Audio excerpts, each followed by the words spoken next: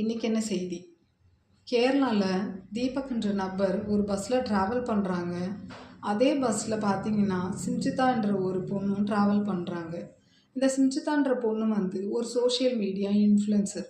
அவங்க என்ன பண்ணுறாங்கன்னா ஒரு வீடியோ ஒன்று எடுக்கிறாங்க. அதில் பார்த்தீங்கன்னா தீபக்ன்ற நபர் வந்து தன்னை தப்பாக தொடுறாருன்னு சொல்லி அந்த வீடியோ எடுக்கிறாங்க.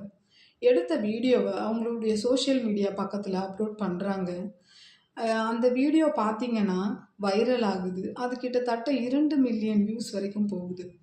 அவங்க அந்த வீடியோ போட்டதுக்கு கீழே பார்த்தீங்கன்னா தப்பு தப்பாக அந்த தீபக்ன்ற நபரை பற்றி ரொம்ப தப்பான கமெண்ட் எல்லாம் வருது. இந்த இந்த வீடியோ வந்து ரொம்ப வைரல் ஆகுது. இதை கேள்விப்பட்ட அந்த தீபக் வந்து மனமுடைஞ்சு தற்கொலை பண்ணிக்கிறாரு. இதில் இப்போ என்ன பார்த்தீங்கன்னா அந்த தீபக்ன்ற நபர் இப்போ இந்த உலகத்திலேயே இல்லை. இதில் எனக்கு என்ன ஒரு சந்தேகம்னா, ஒருத்தர் நம்மள தப்பாக தொடுறாரு அப்படின்னா நம்ம அதுக்கு என்ன ரியாக்ட் பண்ணுவோம்? நீங்களே சொல்லுங்கள். இல்லை ரியாக்ட் பண்ணுவோமா? இல்லை வீடியோ எடுத்துக்கிட்டு இருப்போமாங்க?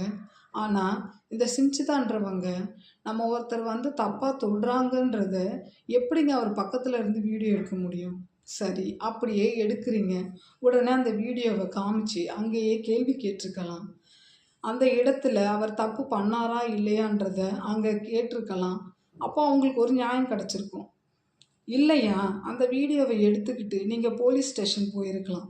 அங்கே போய் நீங்கள் அந்த நபர் மேலே ஒரு கம்ப்ளைண்ட் கொடுத்துருந்தா போலீஸ் அந்த நபரை கூப்பிட்டு விசாரித்து தப்பு நடந்திருக்கா இல்லையான்றத அதுக்கான ஆக்ஷன் அவங்க எடுத்திருப்பாங்க.